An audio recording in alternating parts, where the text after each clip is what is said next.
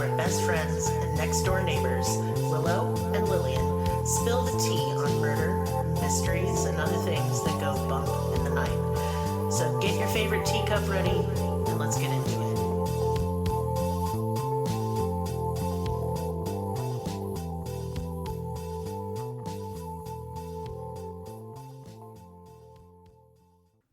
Welcome to Cruelty Podcast. This is Lillian, and I don't know why I'm yelling. God, and with me is Willow. I'm nervous now. So I'll address this real quick. It's nothing, so don't get excited. But I got some messages. People wondered if I was going to still do Maris Monday. First of all, y'all, I missed one in like 3 years. Our audio got corrupted, and I just did not have it in me at like 2 o'clock in the morning to re-record that episode. So I just said, well, the universe didn't want it. Yeah, and we can't blame Mercury retrograde because it's not in retrograde right now. This is going to happen. We're going to have one podcast of technical issues. We're not quitting. I know we went down one episode and people got nervous. Mm-hmm. Well, that's because we had to get jobs. Yeah. And we don't have time to do an extra episode a week. We just don't. Yeah. We're struggling to even do what we do now. Mm-hmm. So the best way to avoid that is become a patron and support this podcast. And then maybe we won't have to work as many hours. Yeah, and then you get an extra episode. Yeah. So, I also wanted to announce next month's theme, as this is the last episode of this month with our missing persons cases. So next month's theme is murder for hire. I'm excited because I don't know why we've never done this one before. We've done murder for hire cases, but never a month. Yeah, never a month. It's a good theme, and I'm really pumped about it. So if you have any case suggestions... Yeah, please suggest them, because all of my favorite not that I have favorite murder for hire, but all of the interesting cases that I've already researched and recorded. So So go to our Discord, and I'll have the link for it is in every episode in the description. And if you're listening on YouTube, it's in the description of that as well. And you can even just Google Linktree Cruelty, and like our Linktree will pop up, and there's a forever invite to Discord in there. You just click it and there you are. If you are having trouble with Discord and do not have a teenager to ask for help, you may message me and I will help you. Moving right along, what case are we covering today, Willow? We are covering the Elaine Park missing in Malibu case. Now, trigger warning for this case. I don't go into too much graphic detail, but we do mention a sexual assault, and it does kind of lay a base frame for this case. So if it's going to trigger you, I will be mentioning some of my own accounts as well. So if that's going to be triggering for you, this wouldn't be the one. Click away for your own mental health. So Elaine Park was only 20 years old when she went missing in Malibu, California. She was an aspiring actress, a rapper, a dancer, and had huge dreams and goals that she was in the process of reaching before she was vanished. Seemingly plucked off the face of the earth with no trace whatsoever. Last seen leaving Calabasas wearing a white sweatshirt and denim shorts, though she could have changed into her gray sweatpants, she never took off her favorite necklace, nor was it ever recovered. It's a small gold chain necklace with a rhinestone studded E on it. She is Korean descent. At the time of her disappearance, she was 5'5", weighed about 125 pounds, brown eyes, usually with eyeliner, waist-length brown hair, and blonde tips. Her tattoos include a dagger and flowers on her right arm, a rose on her left shoulder, a cow skull and moth on her left arm. If anyone has information pertaining to Elaine Park's disappearance, please call the Glendale Police, or there's an Elaine Park Tip Line. I will leave both of those numbers in the description for this. Elaine Park was born on September 24th, 1996. She had a younger brother named Dustin, born a couple years later. Her parents divorced when Elaine was about 12 years old. Her father, Ray, moved out, and they ended up living most of their life with their mother, Susan, in La Crescenta, California, north of Los Angeles. Now, this household was not really the most comfy household, to say the least. There was a lot of bickering, a lot of fighting, and once their father was out of the house, he was just gone. basically. And I mean, even whenever he lived there, he wasn't really home that much. I mean, it was just constant fighting or he was gone. And so she didn't really grow up with him around that much, but the divorce and her father leaving ultimately really hit her hard. Yeah. Well, it does hit kids hard. Absolutely. Absolutely. It can hit adults hard. Yeah. Grown it's abandonment. It is. It's straight up abandonment. Well, and then oftentimes when parents split, regardless of whether you're a child or you're grown, they go on to pursue other relationships, and it takes the focus off being a parent entirely. Right. And that can be very heartbreaking. Right. And well, later on, it is mentioned that, that at least like from people that have overheard arguments between her mother did blame her for the divorce. Jesus fucking Christ. Which just is heartbreaking, because how? And disgusting. How the fuck? Don't do that. Her mom has issues. Okay. And we'll get into it. But, yeah. Her mother, Susan, was very strict. Having to play both roles as parents and breadwinners, she was oftentimes very stressed about money in particular. Though it is noted in several sources that Elaine experienced some really heavy bouts of depression during her early teenage years and adolescence, with her father leaving and everything like that. When she was around her peers, her friends at school, and literally as much as possible, she was masking that. She was not talking about that. She was very outgoing, very playful, always wanting to put smiles on people's faces. She did not talk about what was really going on inside. Yeah. She kept her depression to herself. Many, many do. Absolutely. Yeah. I understand. She went to Crescenta Valley High School. There she was in cheer. I think she made it to cheer captain. She also was in dance and taught dance. She was in theater and had a huge group of friends. She was described as being spunky, outgoing, intelligent, and very kind. She was one of those people that was just really exciting to be around. Like, she made the mundane really exciting. She was just like a ball of energy. Love people like that. Right. She was always in a good mood. And yeah, whatever she was going through, nobody could tell. If there was anything that was bothering her, even her closest friends said that it was really hard for even them to get her to open up about it. She just wanted to keep the conversation light. She just wanted to be like having positive conversations, and I get singing. that. And I'm very similar, and it's not like magical thinking, but it somehow makes it more real to talk about it. I know I should talk about it, right? And it also the fact like I love my friends and I love my spouse, and I don't want to burden them with what I often think is my dumb bullshit. I feel that way. But I will tell you, and if you're listening and you're like me and you do this, if you're a Virgo and you cry in the bathroom with the water running, stop. Yeah. Tell the people you love that you're struggling, even if you think it's dumb. Mm-hmm. They want you to tell them. Right. They want to help you. Right. Why else be married or have friends or have a boyfriend or a girlfriend or a partner? Reach out because it put the shoes on the other foots. Right. If your partner was silently struggling with something, you would want them to come to you. Or if your friend was struggling, I always tell my friends, you can always come to me. But I really mean that. And you need to show up for yourself like you're showing up for other people. That's all. And I will say that a lot of my friends have been reaching out occasionally just to be like, hey, yo, sorry, I've been distant, but this is what I'm going through. And honestly, just about every time they describe the situation that they're going through, it's exactly what I've been going through. And honestly, it feels really good. Like, it sucks to hear that your friend's going through shit. But like, again, having that it's nice to know we all going through shit. Yeah, and we're not alone and we're going through it together. So don't ever feel like you're burdening someone. You're not.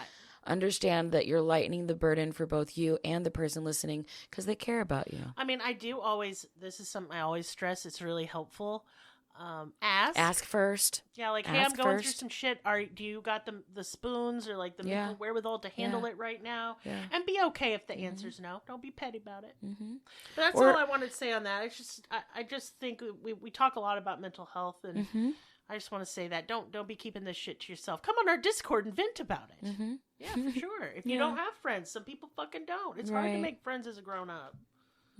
It really is. And Discord's a good place for that. Yeah, it is. Yeah. But I'm glad that you said all that because it is something that later on her boyfriend will say to her. I'm not going to read the text messages between them, but that is kind of the gist. That's kind of the gist of some of their text messages that were recovered was that he was trying to say, like, you got to open up about this. You got to talk about it. We got to process this together. That's why I'm here. Absolutely. I care about you. And it's good for both people. I think living in the household that she grew up in, it just became something deep embedded in her that's just not the way that she processes things. Well, if she got blamed for her parents' divorce, then that tells me she believes any problem she has, anything that's going on with her is going to cause the dissolvement of all of her relationships. That she feels like a burden. That, and she really takes responsibility. We'll talk about that later as well, because I really want to talk about her character. Because again, she went missing. She got plucked off this planet. So we really have to get into who she is to understand what could have possibly happened to her or where we may find her later. We don't know. But that is part of her character, is that like she will take the situations in her life and place the responsibility on herself, which is a tactic that a lot of us do, that I often find myself doing, because if we take the responsibility, even if it was a bad thing that happened to us that we had nothing to do with, then we can have control over we it. can have control of That's that situation. It is a form of like, grasping for control in order to heal or to survive. And then her always acting in a sunny mood regardless and not sharing her troubles. It's a form of minimizing. Yeah, in order to feel stronger than the situation.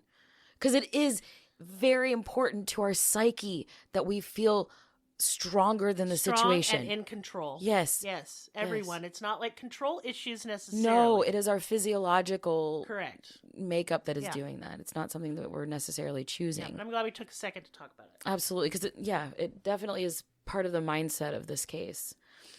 But yeah, going back to Elaine, she was just such a bright individual, such a very artistic, very loving, very eccentric individual. She really liked makeup. She really liked fashion design. She liked music and theater. And being so close to LA, she started taking acting classes. After high school, she attended Pierce College in Los Angeles before dropping out to pursue acting roles as an extra in TV shows like Desperate Housewives, Mad TV, ER, films like Role Models, and Crazy Stupid Love. So she was really, by the time she was 20, she was really getting her feet wet in the industry. She was technically, quote unquote, just an extra, but like having this on her resume was setting her up for a fantastic future.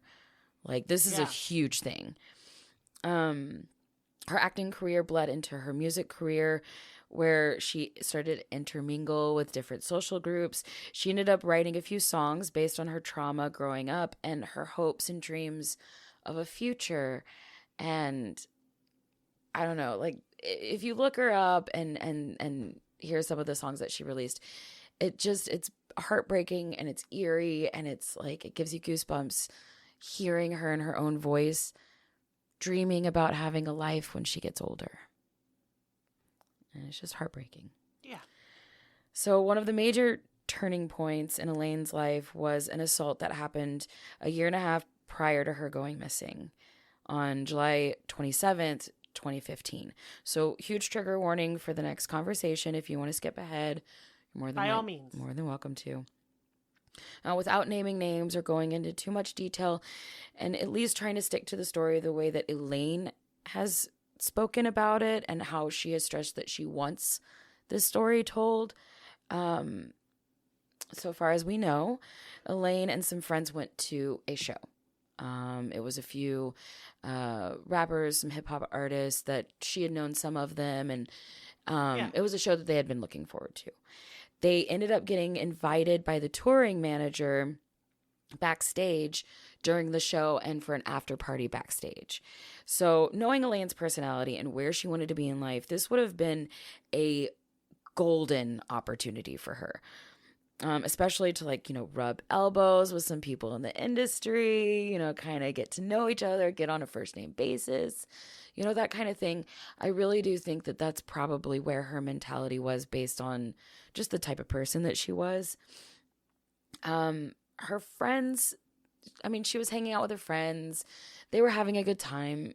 It was kind of like the quintessential night for her until after the show, hanging out backstage, her friends kind of got a weird vibe and they just wanted to go home. And they tried to get Elaine to go home with them, but she was like, no, I gotta stay. I gotta hang out. I gotta keep talking to these people. So, and Elaine knew some of them. Like, she thought that she was in good hands. Absolutely. There's no reason to think you're not. There's bouncers like right over there, it's in public. like exactly. You'd think you'd be safe. You would. So she had no idea that as soon as her friends were gone, the crowd of men would turn on her. She had been drinking alcohol. She was given Xanax. So at some point in the night, she blacked out. It wasn't until later on that she found out that she was sexually assaulted that night.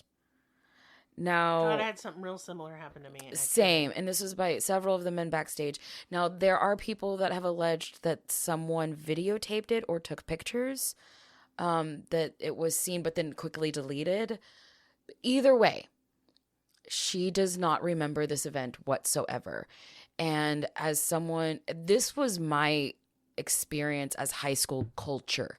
The culture of my high school was getting girls drunk or inebriated, blacked out, and then sexually assaulting them. Waiting until they passed out, getting the girl that's asleep on the couch and assaulting her by the group. And this happened to me several times.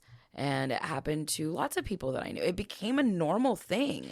The culture persisted into my adult years because I do remember that being the culture. Like the movie Kids, has a whole section about that in it. When I was 25 and married, this happened to me. And Yeah. I had no idea that it happened. And I had tons of people that gaslit me into thinking that it didn't happen. I had that too. And so I was 28. Yeah. And I was helping to host a BDSM party. And you may think, well, you went to a BDSM party. That does not. I was a host. I was working. I wasn't there to fuck anybody.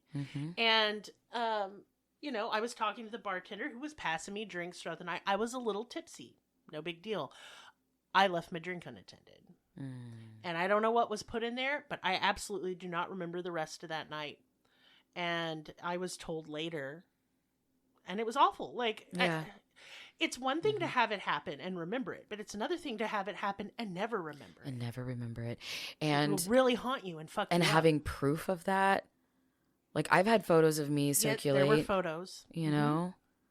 And they have been sent to me. They were on the internet. Luckily, I don't think mine ever went to the internet. I don't know if Elaine's did or not.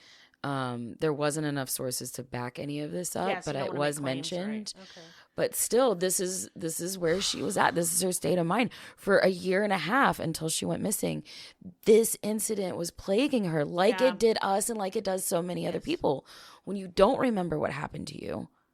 But other people tell you. Exactly. And then other people lie about it, so you're not really sure what to believe because you have no frame of reference. Absolutely. And I know shenanigans happened because I woke up in a state that I did not pass out in.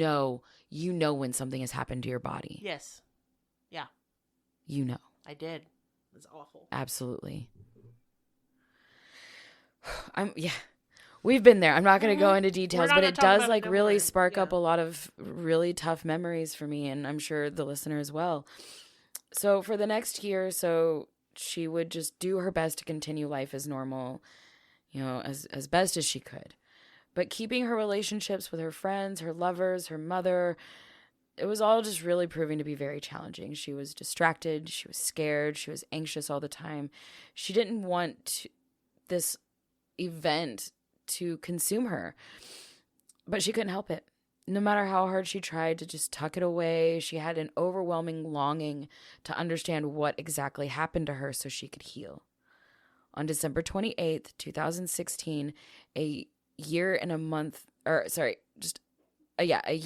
before she disappeared. Actually, no, that was actually a month before she disappeared. So actually, yeah, almost a month to the day before she disappeared, Elaine tweeted the following. So if you know about Twitter, like you can only have like a certain amount of letters. So this is a long string of tweets. But she says, nobody assesses things that are never brought to focus. Ladies, be sexually liberal. Embrace and love. Just put a price on it and value yourself. As for rape, the people involved know damn well who they are, but I don't fight fire with fire. I've forgiven, so now I can move on. I was so ashamed to be sexual in any way or express myself, but damn, I'm cute as hell. And it's time I treated myself like the queen that I am. Now, I'm going to pause just for a second and just reiterate that these are her words. This is what she was feeling at the time. I'm sure we can discuss. To feel any fucking way she wants. Absolutely, because she, these are from her perspective. She says it was ultimately my decision that resulted in my mistakes. I blame no one. The important part is that I can finally take care of myself right. The recent depths I've realized made me come face to face with myself. And I had to accept that I won't stand for myself and women. If I don't stand for myself and women, nobody else will. I'm not making it a legal matter because the more important weight of the situation is that I stay true to myself and find myself justice. I understand that quote unquote rape is a word people don't like seeing on timelines, but awareness is the first step to healing and progressing before anything. I used alcohol in a way to numb myself and began lowering myself to how I was that night. But I realized my mistakes don't determine character. It was up until this year that I realized I was losing my peace of mind, and the only way to strengthen myself is to forgive myself and shed light. I was raped, and nobody gave me closure about it.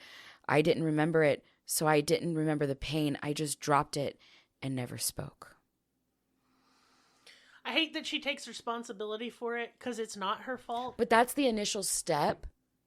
For her reclaiming her power. Exactly. Yes, I get that. I'm sure that by now, that's not how she would feel. I agree. But that's how I felt in the process of understanding what happened. How dare you? You're not an idiot. Why did you leave your drink unattended? But then you stupid bitch. You have to kind of in reclaiming. I don't want to necessarily reclaiming your power, but like you have to trace your steps back, right? And so you actually have to say, like, I put my shoes on that day. I walked, and like there's a part of you that wants that as the satisfaction of understanding that I got myself in that situation, I can get myself out. Yeah, I still think that it's a defensive mechanism, and I don't think that it's something that we should do. I'm going to be honest, I don't think ultimately, end game, it's healthy. It's an intermediary step, and I want you to listen to me. If you're listening to me right now, I want you to listen to this carefully. I don't care what you did. I don't care if you walked into a crowded bar butt naked, zooted out of your mind. No one should touch you. Yeah. No one. Yeah. Nobody. Mm-hmm. It should be illegal, and it is.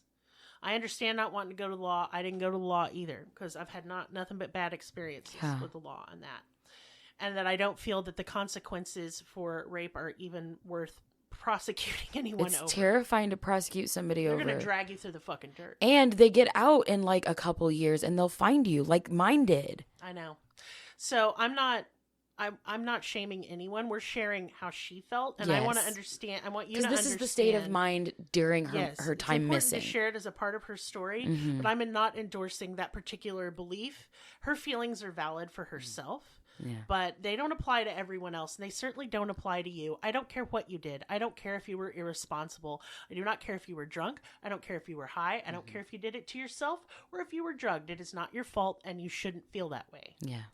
I mean, part of like the healing process may be taking some responsibility, but I really wish you wouldn't, and I really wish you put the fault squarely where it belongs, because it ain't yours. Absolutely. That's all I want to say on that. But I do think that is a good thing to talk about because I know that we all do it. We all do it. I did it too, but it was not. I was not being fair to myself. Absolutely. I wanted control over something that felt like it was out of control. Right. But doing that didn't give me control. It just fucking made me feel like shit. So I don't want you feeling like shit. It's already a bad thing. You don't need to pile on yourself. Yeah. Wash your hands of it. It's not your burden anymore. So, yeah, many people want to point at this particular event, this sexual assault, as to a possibility of to why she went missing. But clearly she stated that like they thought that maybe like the people involved in the sexual assault might have had something to do with it. But she stated very clearly that she was not pressing charges, that she was not outing anybody, that she was not naming any names. So I really find it hard to believe that anybody involved would want to harm her. I just find that hard to believe. And honestly, I don't know. I just feel like if she wouldn't have gone missing, because a lot of people want to say that this sexual assault could have maybe gotten her so upset that she took her own life. I think instead, this is my personal opinion, but based off of those tweets, I think that this radicalized her. I think this did the opposite of make her want to take her own life. I think this made her want to help others, help other people that are in this situation. The self-blame can really spiral, so Yeah, I'm not sure. I know that she was depressed about this. I know that she was having troubles. Like, I don't want to discredit her. I would just that. have to hear the rest of the circumstances of her going missing before making any determination. Absolutely. We'll talk about that later. So, the majority of people who study this case really lean heavy on the mother. I'll state the evidence and I'll give my own P's and Q's, but I'm not going to lean heavy on the mother because everyone else did it. You want to hear their take, you can have it. But I will admit that the relationship was rocky at best. Neighbors would later claim that they would hear the two of them shouting at each other constantly. Like, they've overheard fights about money as low as like $5. God. Like yelling in the street kind of stuff. Susan would oftentimes lock Elaine out of the house, either without a key or change the locks on her, essentially to quote unquote teach her daughter a lesson. Her mother was very money driven. She would make Elaine pay back every single cent she borrowed with a very strict timeline. Like, she would say the money better be there at this time, and if Elaine didn't pay up at that time, there was hell to pay. She also acquired all of Elaine's funds from work. So when Elaine did all those movie deals and TV shows and things like that, all of the money from that went to her mother. Elaine didn't get to see any of it. And yeah, pretty much anything that she borrowed from her mother, she had to pay back. She was basically always in debt to her mother. Now, 6 months prior to going missing, in July of 2016, Elaine and her friend were in a car accident. She sustained no injuries from the crash. Her friend had minimal injuries. But after they kind of gathered themselves after the initial accident, Elaine looked over at the car who had hit them and saw that the people were trapped inside the car. Their door had been smashed to bits, and they needed help. And without a single thought, Elaine rushed out of the car, grabbed the other car, grabbed the door, like bent shit apart, got those people out, saved everybody's lives that day. And in the process, she cut up her hands. That was all. She was sent to the hospital. They bandaged her up. But her mother saw money. Yeah, I was about to say. She saw insurance claims. So her mother basically jumped on this insurance claim saying that Elaine had sustained a spinal injury and wouldn't allow her to work. So therefore acquiring a very big settlement, right? So her mother, Susan, obviously expected to cash in on this. Now, they had actually worked up a deal between the mother and daughter that this settlement was essentially linked to Susan's bank account. Looks pretty sketchy. Mm-hmm. Many text messages between the two later revealed that there was a concerning amount of hostility towards her daughter over this money. Susan wanted her to go to the chiropractor to have it on record of this supposed injury. And when she found out that Elaine, instead of going straight to this chiropractic appointment, Elaine went out to eat with a friend before going, Because she was hungry? I was like, and so? Her mother flipped out. And I'm personally assuming that she was flipping out because she wanted her daughter to look as injured as possible. And if she had time to sit and at a go restaurant, on a lunch date with a friend, then she's not really injured. Yes. So she thought that this lunch date, that this looked bad and would discredit her. I agree with you on that. So there was a bunch of text messages that were deleted but later recovered of Susan just yelling at Elaine, just tearing her apart, ripping her to shreds, calling her all kinds of names. And then 8 times in a row, she sends all capitals, all exclamation points, die, die, die, like 8 fucking times. Oh, God. She's obviously in a frenzy. She's obviously pissed as hell. And a lot of people want to point at the mother for this. And I know that it sucks. I know it's shitty. I know that clearly it's abusive and it's not the way that you treat your daughter. But it does not equate to she murdered her daughter. No. That's just how it is.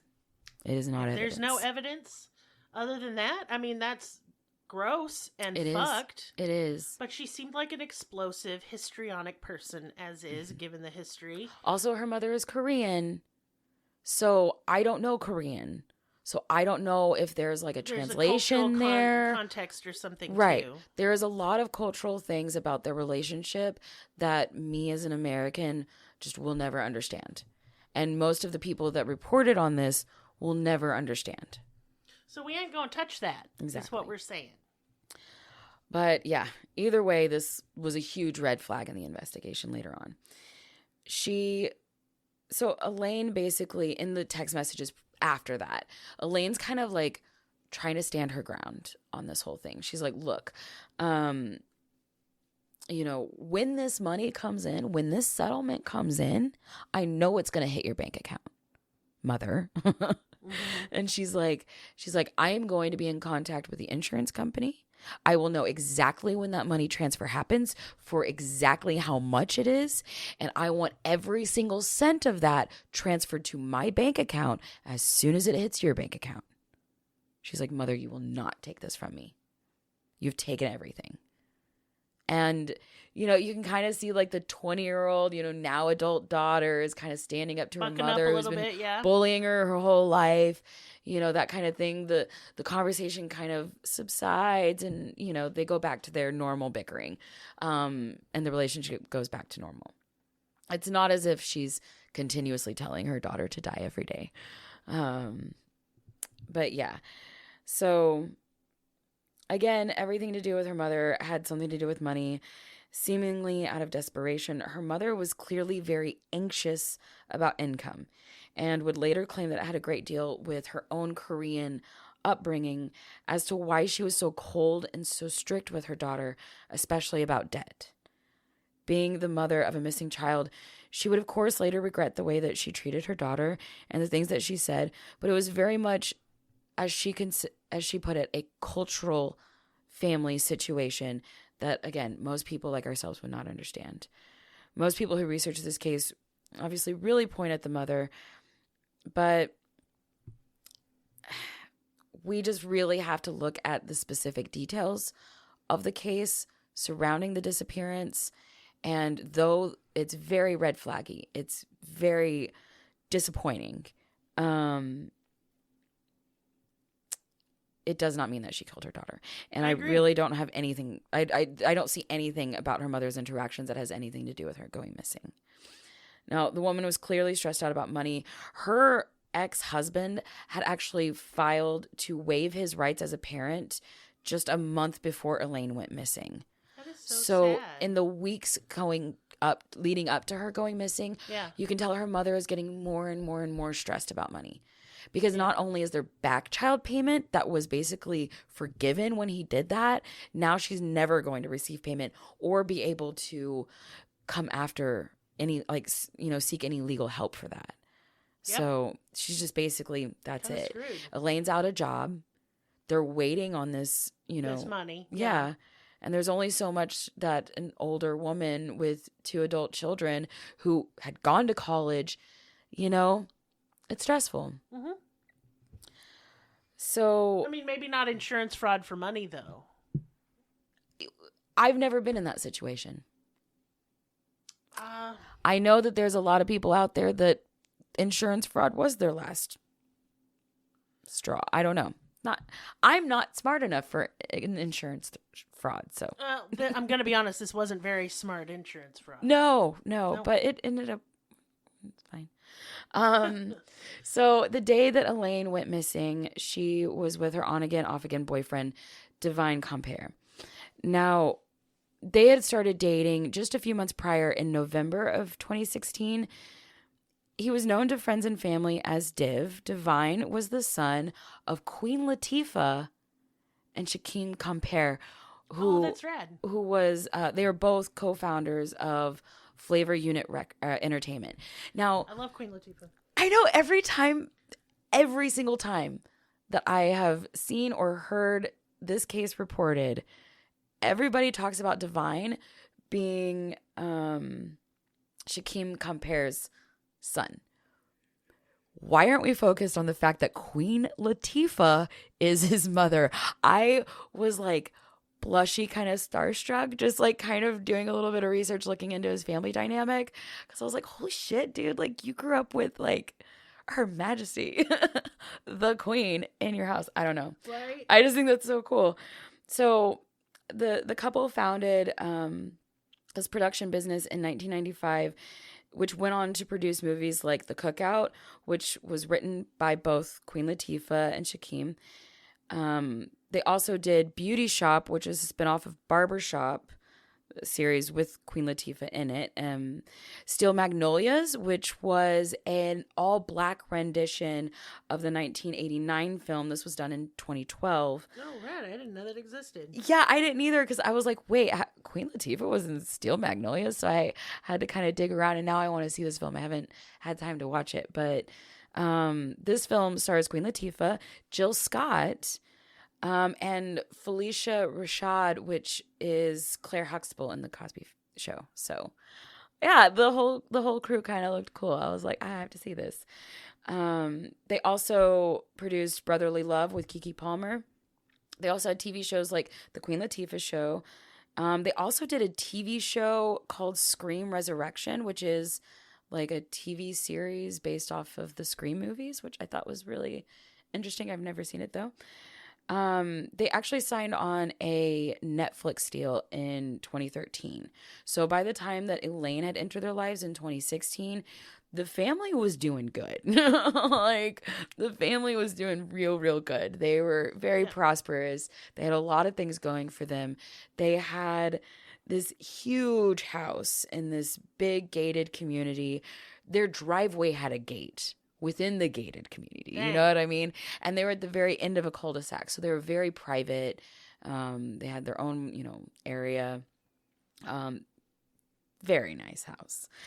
And it was situated in Calabasas, right outside of Santa Monica Mountains, very right north of Malibu. The relationship between Divine and Elaine seemed to be pretty wholesome, in my opinion. I went over some of their text messages, and everybody really wants to point at Divine because he was the last person technically to see her alive. But honestly, I just think that they were two young people who cared very much for each other.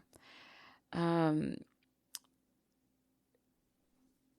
text between them showed, that they kept up with each other's daily lives. They went to concerts together. They, checked in with each other throughout the day. Div would oftentimes comfort her when she was obviously having a hard time, especially with processing the assault. He urged her to talk about what she was going through, and, that he couldn't help her unless she talked about it. He's like, I just want to help. I just want to be there for you. But you got to open up to me. You can't carry this burden alone. And she just didn't want to. That just wasn't her style. She just didn't open up like that. She was more interested in talking about her hopes and dreams. That's really all she wanted to talk about. At this point, she had gone from movies and TV shows to music and working on production like that. Now she was kind of looking forward to fashion design, and she was kind of talking to him about like all the logistics behind building her own fashion brand. And, his mother is Queen Latifah. You know what I mean? Like, his family has a lot of friends in the industry. Pretty much anything she wanted to do, they probably knew the person to talk to. So Div was a really good person for her to just kind of spill out all of her thoughts to. And he would be like, yeah, like, this is how we could totally do that. You could totally do that. Like, it was hopeful. Yeah. It was really hopeful. But, so about a month before, like a couple weeks before she went missing, they did end up breaking up. She ended it. She wanted alone time. She needed time to process. He did not want the breakup to happen. And many people think that because this breakup was one-sided, that he would have done something to her in retaliation. Absolutely not. Div absolutely loved her. And the thing is that he just wanted the best for her, and he just wanted to help her and protect her. That's all. And so a couple weeks later, on her last night when they did meet back up, it was very much that. It was really like them talking about the relationship and them trying to get back together, or talking about, how her healing process was going, that kind of thing. It wasn't a malicious breakup. It wasn't a tumultuous breakup. It was literally like, hey, I need to pause this for a second so I can cry and process things. Let's recap when I'm done. It was not like, okay. So the weeks leading up to Elaine's disappearance, depression had started hitting her really hard. In late December of 2016, Elaine started going through her friends list on all of her social media accounts, deleting and blocking nearly all of her childhood friends. She begins reaching out to people who may have been there that night of the assault, calling the touring manager and inviting who had invited them backstage, and basically asking him, like, hey, do you remember that night?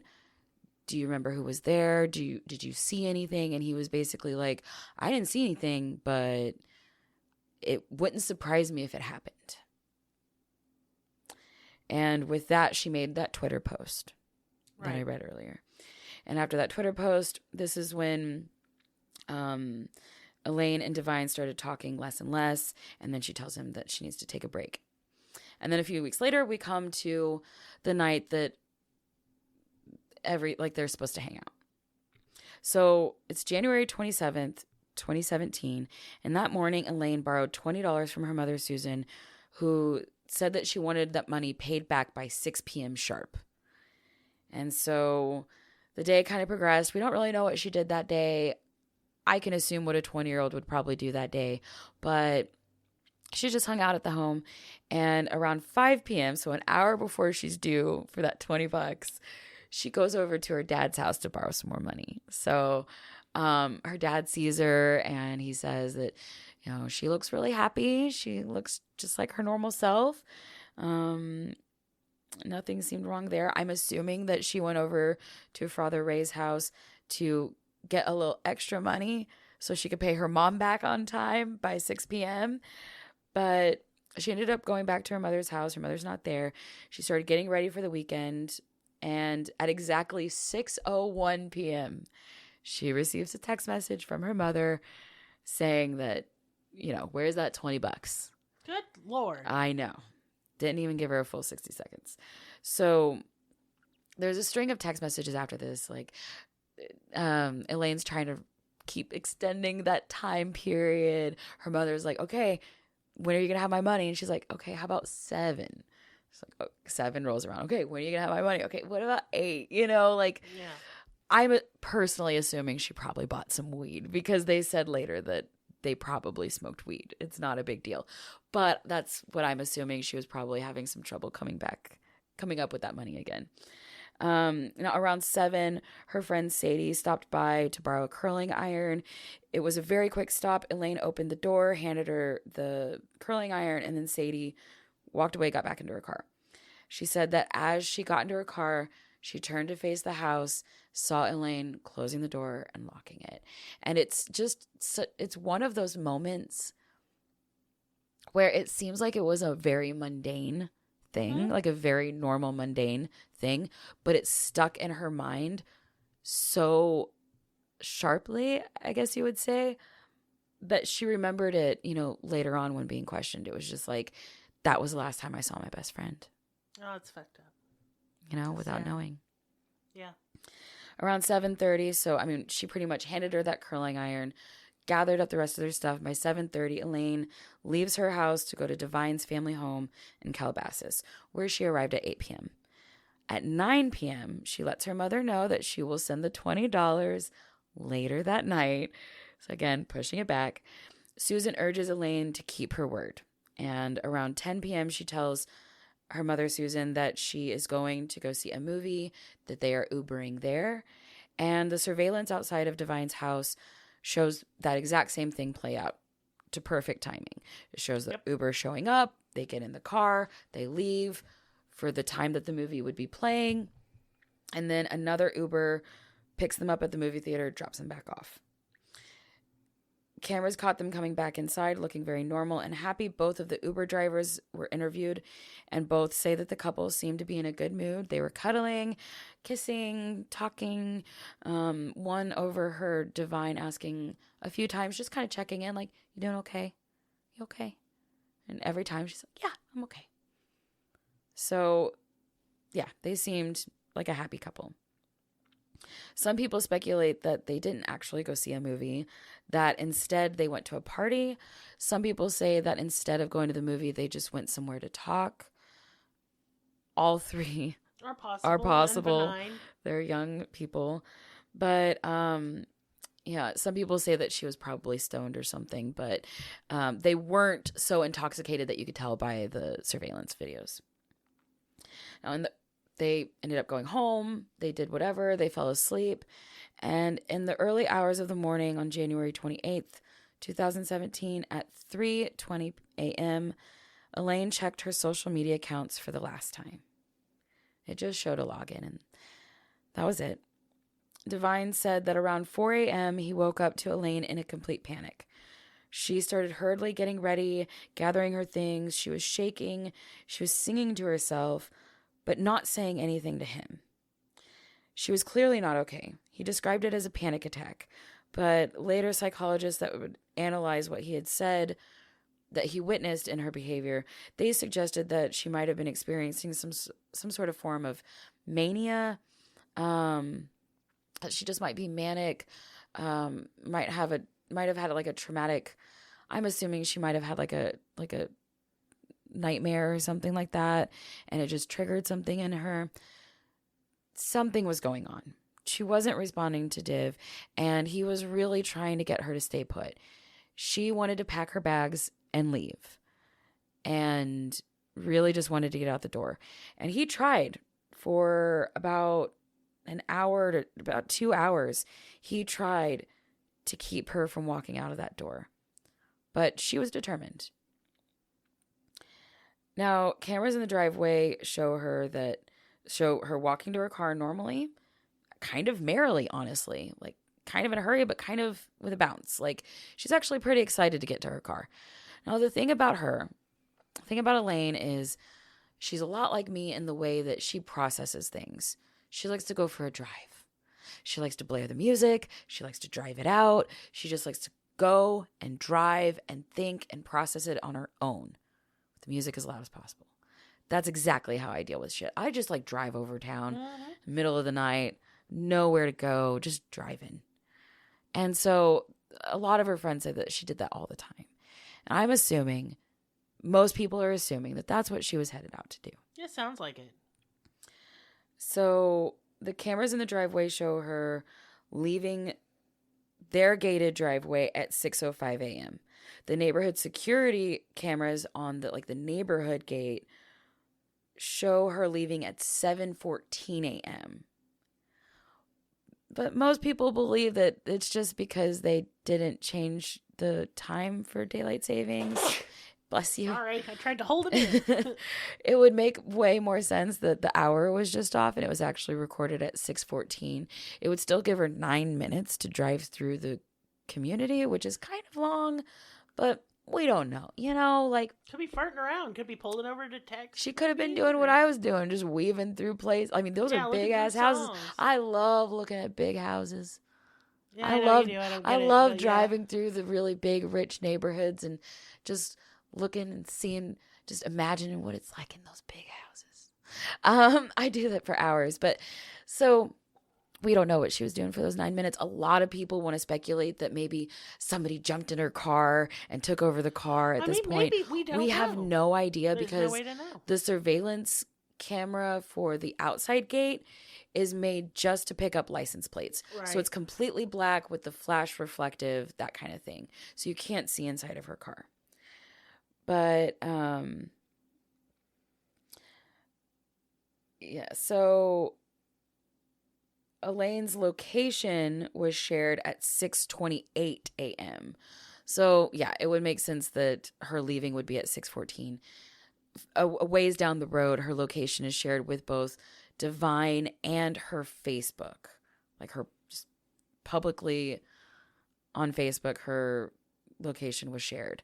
We don't know why. We don't know if this was something that she manually did, that she actually put thought into, because it was shared through iMessage with Divine. He would have been a close contact. So if there is something like an update that happened on her phone, because it happened simultaneously, her Facebook was updated with her location as well as the iMessage to Div. So she could have done each at the same time, or it could have just been a phone update. Sounds kind of like phone update to me. I don't really know. But it's kind of serendipitous in a way. Yeah, I find that in these cases, sometimes there's a little weird thing that always sticks out to people. Right. But it ends up not meaning anything. Well, we don't know either way. Or it could be the key to the case. We have no idea. Just don't know. We have no idea. Her Pandora account was logged in around 7:13 a.m. So I have no idea if she was listening to CDs in the car or if she was literally just driving that first hour in silence. It doesn't seem like that's like her character, but at least Pandora was recorded as being logged in at 7:13 a.m. Now, by 9 a.m., Elaine's mother, Susan, begins texting Elaine about the money that she owes, and she gets no response. At 9:28 a.m., Elaine's Pandora app shows a pop-up notification, the one that asks, "Are you still listening?" So we know at least that between 7:13 a.m. when she logged into Pandora and 9:28 a.m. that the Pandora hadn't been touched, at least at some point in that. Yeah. Now, at some point between turning her music on and 9 a.m., we're assuming Elaine vanished. From 10:13 to 10:15, Divine is calling and calling and calling. Her mother texted again. 10:13 to 10:15. Her mother texted again at noon. No answer. At 1:10, her friend Sadie, who she had seen the day prior, texted to see what she was doing that day. No answer. Divine calls several times again around 1:30. No answer. Susan then tries calling Elaine from 1:30 to 1:45. Over and over again. Just don't seem like people who heard her. Just saying. How many times we see these cases where they'll call once, but they won't call again? Oh, just yeah. calling that one time There's to cover so their many ass. like when somebody does it and it's proven that somebody does it. That's a red flag It's for almost me. There's almost a list of textbook things that they do that just gives it away. Like Chris Watts did it too. I think he called Shanann once. Yeah. Once in front of her friend, but never again. Yeah, and then referred to her in past tense. Yeah, that's another dead. He was an idiot. I don't like him. At 3:42 p.m., Elaine's phone hits a final ping from a cell tower in Malibu. So I don't know what this final ping means. I don't know if she was just constantly moving until then, or if it just was one of the last like notifications that she had gotten that pinged. I don't know for sure, but it did give her location to a cell tower near Malibu. With no response from Elaine all day, her mother Susan went to the sheriff's office just before midnight to report her daughter missing. They asked if she had ever run away from home, and Susan said yes, which we know by her relationship was probably true. Possibly. But it's one of those things that when your kid is missing, I feel like as people who study true crime, we would know this in a way that she wouldn't know. Mm-hmm. But it's just one of those things that you don't tell police when your kid's missing, because they'll take it the wrong way. And then they'll use it. They'll use it as a reason to just not do their fucking job. And I'm gonna guess, just go for based on cops, you know what happens next. They just fuck this all up, and that's the reason it's unsolved. Probably, honestly. Yeah. I think they fucked it up. Yeah. Yeah. Yeah, absolutely. They tell her to wait another day to file a report. God. They say she's a 20-year-old adult and she's allowed to go missing. So she waits a day. But she's worried. She knows her daughter. She knows that Elaine would never back out on a promise. If she owed her mother money, she would be there on time to pay it, as she always was. She goes through her things and realizes that her makeup, her hair products, her overnight bag, everything is gone that she would normally never leave without. So she just starts to get worried. Yeah. Susan calls her friend Sadie to talk to her about Elaine and like just to kind of open up to her. Maybe she has clues. Maybe she knows something about what she was feeling, what she was talking about, anything. And to kind of like have some camaraderie, like, I'm worried, are you worried too? Okay, we're both worried. What are we going to do? You know, and they both decide, yeah, we need to do something. So at noon, Susan calls the sheriff's office as well as the Glendale Police Station to report her daughter missing. Later that evening, around 4 p.m., an officer shows up at Susan's house to talk about Elaine. But also, simultaneously, while he's pulling up, he calls her dad, and I don't know why he does this. Dad had no contact with her. Well, I just find it weird that you would not just go to his house. I guess. But or call him at a different time. Why are you doing it while you're showing up at the mother's house? So see, they're just fucking it up already. The father had no idea that his daughter was missing. Yeah. He had no idea that Friday, whenever he gave his daughter money and hugged her and said goodbye, that was the last time he would ever see his daughter. This is now Sunday, and he's like, what the fuck? So that happens. They kind of get, whatever basic information they can get. And they, kind of find out through Ray that, part of her timeline was that, she had gotten the money at 5 p.m. and then, a couple hours later went to Divine's. So now Divine is being looked at, basically. On February 2nd, Susan and her boyfriend went to Divine's family home to speak with his parents about Elaine. They said that they had no idea where Elaine was. They had no idea, where she could have gone, where they suspected her of going. And, they gave her any and all information they could. They cooperated completely and, told her, everything that they could and that, they're going to help in any way possible. Elaine's mother then went back to the sheriff's office to request a ping on her cell phone, which showed that her last ping was somewhere on Corral Canyon Road in Malibu. Sorry for that. Police searched that area, and there, 30 minutes away from Divine's house, off the Pacific Coast Highway, right alongside the ocean, they found Elaine's car. The doors were unlocked. The key was in the ignition. It was turned, but not all the way on, just enough for the electricity to run the battery dead. Mm-hmm. All of her belongings were in the car. Nothing was missing from the car, except for the necklace and the clothes that she was wearing. The bag that she had packed to stay at Divine's was there with her clothes that she had packed, with her laptop, with her cell phone, all of that, and $30 cash. The money that she owed her mom. The car was taken in for processing. There was no signs of forced entry, no signs of foul play, and no sign of anyone else having driven that car. She's a very petite woman. Yeah.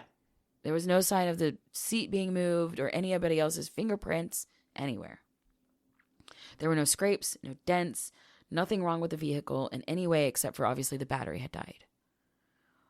All of her personal items were given to her mother, Susan, instead of taken into evidence. Stupid as fuck. See, they fucking it up. Which was either thrown out, sold, or given away. With only a few personal items tucked away in a closet in her room for safekeeping, and her room itself was cleaned, gutted, redone up, basically, and was rented out within the next month. Her mom's a cold-hearted bitch. And she needed that money. I don't think she killed her. She needed that money. I think she just needed that money, but that's still, I couldn't have done it. I'm just saying, that's just me. All of this, all of the text messages, all of this evidence going, all of this made everybody suspicious of her mother. I'm sure, but I bet you the police had a theory right away, and that theory was that Elaine likely self-harmed. That was on everybody's mind. Absolutely. And I'm gonna especially say, after the tweets. I'm gonna say it's my most likely theory right now. It was mine at first as well. Mm-hmm. She also had, so her mother, Susan, had also tried to get into her cell phone, which after trying the passcode 1,000 fucking times, it ended up deleting things, deleting most of the content in her phone. So once it was opened and recovered, most of the data on her phone was deleted. A lot of people think that the mother did this on purpose. I don't. I think she just didn't know any better. Yeah. She did delete her own text messages, but she always deleted her text messages. She was just one of those people. I think she kind of came from that generation, especially people who were used to paying per minute, per text, people with flip phones that, you know, had to delete messages for storage. She always deleted her text messages. So a lot of the things they had to like really search for to uncover. And it just looks suspicious that she was deleting her daughter's text messages. Mm-hmm. For sure. But what they did find, you know, did show that obviously Susan and her daughter did not have very good forms of communication. But obviously nothing to do with killing or harming her daughter. And definitely, you know, nothing to do with the disappearance. It didn't make her look good, but wasn't incriminating either, yeah. Right. Now, a month goes by with no leads and no further evidence. On March 2nd, her Facebook is logged into and everything is deleted. That's her mama. Mm-hmm. You know it's her mama. Yeah, has to be. We cannot confirm nor deny that it was her mother's doing. Allegedly. It is, if it wasn't her mother, it would be a very suspicious thing. But, yeah, I believe it was. Now, because shortly after that, on March 10th, there was a mass search for Elaine. Not a single clue was found. And then on March 21st, Elaine's insurance settlement was finalized. Now, with Elaine's signature. It was her mama again. Yes. $5,000 was allegedly awarded to the quote-unquote Elaine Park estate, which was probably just Susan's account. Now, with all these suspicions rising against Susan, the police decided to perform a canine search of the residence. No evidence was found, but later they uncovered a deleted note from Susan's phone that was dated the day before, like scheduled. I think it was like either a note or an alarm or something, but it was scheduled the day before the canine search. And all it said was, quote, hide, put in back of shed. Super sus. Yeah, it doesn't sound super great. Red Doesn't flaggy. Sound great. Super sketch. So yeah. She would later come back, and I believe her. I'm sorry, I can't help it. But she came back later and said, look, while I was going through her stuff, I found weed paraphernalia. And not knowing what to do with it, thinking that the canine unit was drug sniffing dogs. She didn't understand that they were there for cadaver dogs. They're not going to care about your weed. No, weed. But she was scared. So I'm assuming she probably deleted the Facebook in case of incriminating evidence against her or her daughter that could lead the investigation astray. Her sole purpose in life is to find her daughter. And she really proves that later during the investigation, you know, speaking to the public, making the flyers, doing all the footwork. I just really feel bad for her because it feels like she's trying to do her best and it's really not looking good. No, she's fucking really not looking good. So a private investigator named Jaden Branch offered to work for the Park family pro bono. Super big blessing because she didn't have the money to pay him. But there's a lot of talk about this GoFundMe. I'm just going to touch on it because it's mentioned a lot. There's a GoFundMe for Elaine Park's disappearance.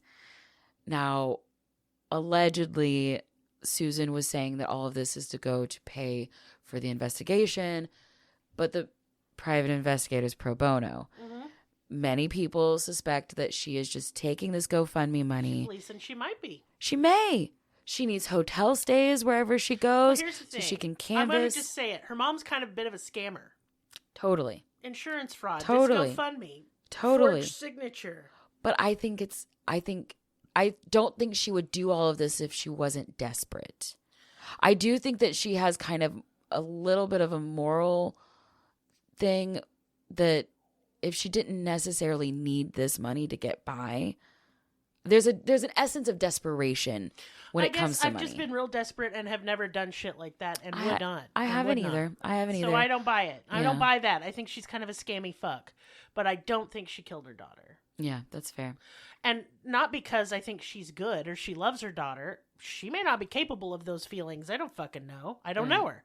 But the evidence really isn't pointing at it, is what I'm saying. I just think of it from, just a costs value. It does cost a lot to do all of the things that she was doing, to make the t-shirts, make the flyers, go to the different cities, go to the press conferences. But I'm sure she got way more. She put up a $500,000 reward. Because that's how much money she got in the GoFundMe? I don't know. That's what I'm saying. I think the reward's a lie. Like, she put up the reward, but there isn't any money. Like, I wouldn't be surprised. Totally is feasible. You know what I'm saying? Is feasible. She just got a scammy vibe. That's absolutely. And I'm not discrediting that at all. But I just really question if it's as much money and as big of a scam enough for it to be an issue in the case. Does that make sense? Yeah. I don't think it's part of the case. I just think that it's in tandem. Yeah. So Susan has spoken very openly in many press conferences and on many platforms that she was not a good mother to Elaine. She has admitted this over and over and over again, which a lot of people just find that very red flaggy. But I think hindsight is always 20/20. And upon reflecting, she probably sees that the way that her household was run, even before the divorce, was not a very pleasant one. And that maybe, she does admit that there's, culturally speaking, a lot of differences, that she was used to the constant bickering in the household because that's what she grew up in. And so, she thought that being strict and very hard on her children and very rigorous is the way that you show that you love and care about them. And I think that the things that were instilled into her as to what makes a good parent, she tried to, really instill into her children. And I just don't think that it translated very well in the age, the time, the place, all of that. But she has gone through tremendous efforts to make amends for that, even though there's nothing really she can do. She really is trying to make it better in any way that she possibly can. I'm very proud of her for at least admitting that she did not do right by her daughter. Yeah. Now, there were several times in the investigation that Susan did refer to her daughter as her daughter's body. Another red flag in true crime community when we talk about this. I definitely understand this, but I also understand there are a lot of other cases that we've both researched where the mother's intuition kicked in and the mother just knew that their child was missing, or their child was dead. You kind of have that pit in your stomach that drops. I feel like we are making a lot of excuses for it, and they're starting to wear a little thin on me. Absolutely. But I'm saying these because these are things that people have used against her to say that she murdered her daughter. I have a feeling the police have bungled this case so much that we will never find out what happened. I just don't think so. Absolutely. Yeah. So, yeah, the general public tend to either point fingers at Elaine's mother or her boyfriend, but both the Park family and Devine's family have been thoroughly searched, questioned. They have been through every rigorous test. They are no longer suspects of any kind. Some people speculate that an ex-boyfriend could have had something to do with the disappearance as well, a man named Lolo. He was an underground rapper who she had dated for a short time in 2016, shortly before she met Devine. Her friends didn't like him. They said that he was clingy. Lolo would call her over and over and over again, all hours of the day, after she blocked him, after blocking him on social media as well as his cell phone. He would make new accounts. He would get new phone numbers and continuously try to contact her. When she ignored him, he did get volatile on a few occasions. Texts were recovered that from their conversations that he said that he would fight her and that, quote, people are going to die. So, yeah, he was a suspect for a second. At one point in 2016, they were together in his car and he got pulled over. His car was searched and they found an unauthorized firearm in his backpack. Now, Elaine had no idea that this gun was there. And she was subpoenaed to testify against Lolo just weeks after she went missing. So there's issues with the timeline there. Yeah. But she didn't know that the gun was there. So she wouldn't have been able to give any evidence in court either way. Her testimony wouldn't have mattered. It wouldn't have swayed either which way. So I just really don't find it concerning in any way. People want to point towards his aggression, but honestly, he was actually let out like a couple days before she went missing. And when cops and investigators finally did find him, he had no idea that she was missing. He had no idea about her disappearance. He actually broke down in tears, sobbing. He later said that, like they had broken contact and all of this stuff, that he really cared about her. But like, why on earth would he go after her over a firearm charge? It's a fucking firearm charge. Come on. Yeah. In California, whatever. But yeah, he ended up cooperating with police. Thorough investigation. He's no longer a suspect. He was actually involved with some of the searches. So that all checks out. It has now been 7 years and still no leads. Not a single piece of evidence have been recovered. It was as if she was, again, just plucked out of thin air. Many people think that Elaine drove to the beach to clear her head, maybe sat by the water for some time before ending her life in the water. That is where I'm leaning. Some people think that she drove there, pulled over, got tired, took a nap in her car. That's why her, electricity was on. And that maybe while she was napping, somebody grabbed her out of the car. Also a possibility.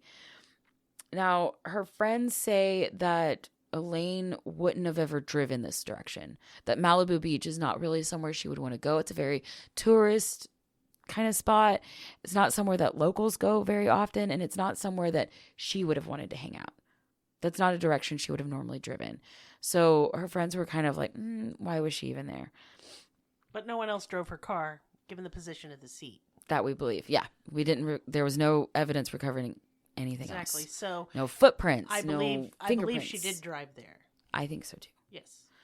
Some people believe that it's likely that she was likely taken to a separate location and that her car was dumped there based on the fact that all of her items were kind of like laid out perfectly. Again, this may have been her just taking a nap. We don't know. But her friend said that the way that her items were laid out was not in a way that she would normally do it. And she was kind of a person that was very particular. Yeah. Now, some people have noted that the car was left there with the keys in ignition on the side of the road for 4 days. People want to speculate that the cops would have normally ticketed her or, removed the car, had it towed. But honestly, this part of the highway, this particular stretch of highway, has cars littered up and down. A lot. I've been through there. A lot of people pull over. To nap, to rest, homeless people, to leave their car, people, to go to the beach, to park in carpooling places, cars break down because it's so popular for honestly, vacation destinations. It's quite the opposite. The cops don't usually patrol that area very often. No, they don't. I've been through that area, and I was surprised at all the abandoned vehicles. I have not driven it, but I've always wanted to drive along the West Coast. It's wonderful. And make that drive. I think it looks very beautiful. Now, there is a theory that many people speculate, and I tend to lean more towards on this theory, that an unnamed serial killer might be targeting victims in the area. And I say that because, again, there was no sign. There's never been anybody. I mean, I know the ocean can really take somebody away. Yes, it can. But there was no footprints leading away from her car. There was no. That's sandy over there. Footprints gonna get blown by the wind. That's true. I don't think there's literally any indication of foul play at all. None. It is. It just eerily is suspicious, and kind of is very similar to another case. Yeah. That happened right around the same area. Yes, I do know. So we've talked about the Matrice Richardson disappearance. That happened around the same area in Malibu in 2010. Well, a year after Elaine went missing, in 2018, a 21-year-old man by the name of Matthew Weaver Jr. Also went missing. His car was found abandoned around the same area in the canyons of Malibu, off the Topanga Tower motorway. Oddly similar timeline as well. So after dropping off a lady friend that he had partied with at 4:30 in the morning, he drove towards the canyons, taking a Snapchat of the view at around 5:30 a.m. His car was caught on surveillance passing near where his car was later found at 7:12. The girl he had been partying with received a strange phone call from him around 11 a.m. She could not pick up this phone call. She was at work, so she texted him, "Hey, I'm at work. What's going on?" After that, she got a bunch of really weird text messages that made no sense. It was kind of just jumbled up jargon. And so she thought this was odd, but she called back later and never heard from him again. Hikers in the area reported a person yelling for help around the time that he would have arrived at that spot. I feel like this case is a lot more evidence than Elaine's. It is very much more evidence. So I do wonder if maybe something with Elaine happened very spur of the moment, because there were people out on the beach. If she would have walked into the beach to unalive herself, there were people there. Well, I'm going to tell you this, though, because I dated a guy who was a lifeguard for a beach, and it was in Florida. That's where he was originally from. And it isn't as dramatic drowning as you think it is. And if she just walked into the water, I doubt anyone would have noticed. Maybe she just wanted to go for a swim. And maybe just went under and never came back up. That is right. It is very likely. I think it's very likely. It is very likely. I can't imagine. There's just nothing. I mean, we can speculate a million different directions for this case because there isn't a lot of information. Right, and there's not as much police presence. No, so they don't care. Just like the Matrice Richardson case, No, and just like this case, with this case, again, this is a long episode. I'm not going to go into it, but his family had to do searches for him, and his family found a bloody T-shirt and his car keys and evidence. That's a murder case, and I think with Elaine, right. Well, there was just so many similar circumstances with the car being left at this similar area, with certain items left in his car, money, things like that left behind. And all the things that would have been on him later found in the woods. We don't know. No. This is a big mountainous area. And the thing about this is that the police, the family was begging the police to get involved, and they just wouldn't. My Teresa's family did too, and they didn't give a fuck. Matthew's dad long story short, Matthew's dad ended up having quite the mental breakdown over the loss of his son and over the desperation of getting the police to work in any fucking way possible. He ended up having a shootout with police. Jesus. Don't blame him, though. He was luckily not taken down. He was just, taken in and received help. But, yeah, I just wanted to read this quote from a mental health expert named Dr. Rhonda Hampton, who works with parents of missing people and missing persons cases. She's, after kind of going over that case with the shootout with the father, she said, as a psychologist and an individual who has had to deal with the years of unanswered questions, unchecked law enforcement misconduct, and a lack of regard for the missing, I can tell you that there is a toll on your mental health. The trauma of searching for a missing loved one causes an insurmountable amount of pain and stress. That stress and anxiety rises to an even higher level when the law enforcement is less than helpful in assisting in the search for that loved one, and become increasingly stressful when officers engage in behaviors that interfere with solving missing persons cases. And I know we see this a lot with these missing persons cases. We see, not just the scrutiny that the parents go through with the possibility of being involved, but also just the sheer stress of constantly searching. I've seen the parents of missing people age, but right before your eyes. You see, like, a year or two later, they're completely grayed and they're exhausted. And I don't know, my heart just goes out for them. I have additional information that we can link below for Matthew's description, what he was wearing that day, helplines and anything if you know anything. Also, if you want to go back to the beginning of the episode, we'll also have in the description box Elaine's description of what she looked like that last day. Yeah, so send me that in Messenger.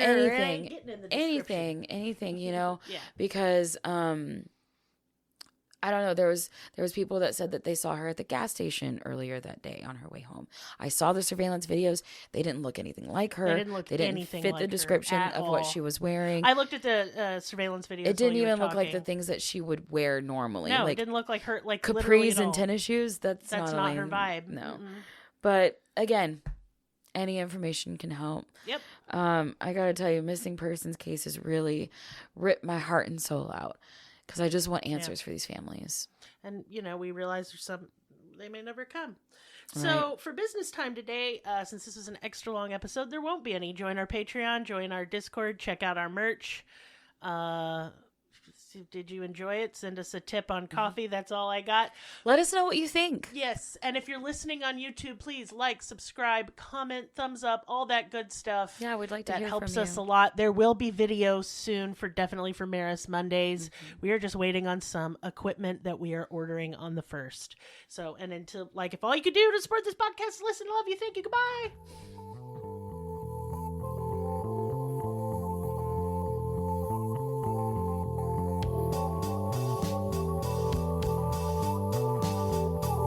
Us on your social media platform of choice. Linktree/Cruelty has all of the links. Check out our Patreon for exclusive episodes, merch, ad-free episodes, live ghost hunts, and much more. Please be sure to subscribe. New episodes are uploaded weekly. Thank you so much. See you next time. Music and production by Libby.